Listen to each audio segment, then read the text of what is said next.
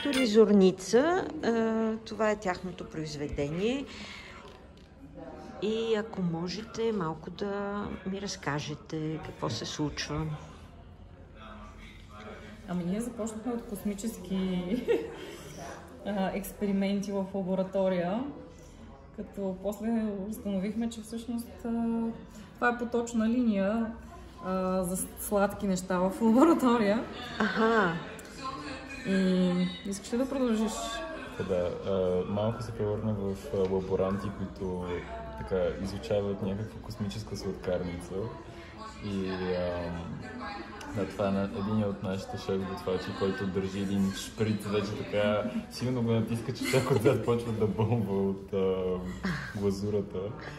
И също време тук една ръка просто, която се е потопила в едната от различните смеси и иска да я пробва, и това тук ми заприлича на език, който вече се използва и е готов да го вкуси.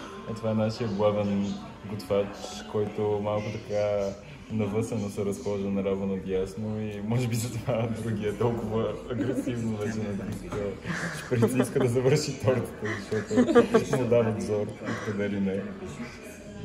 Във всеки случай или в космоса, или в бъдещето се случва това, или как?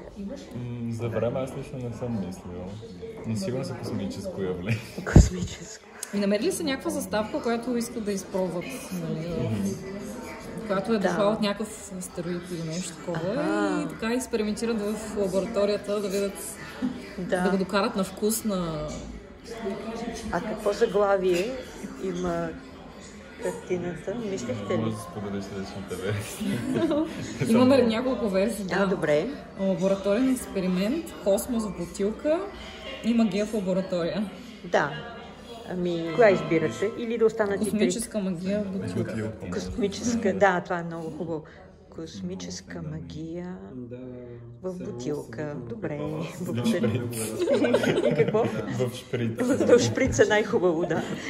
Космическа магия в шприц. Да. Да.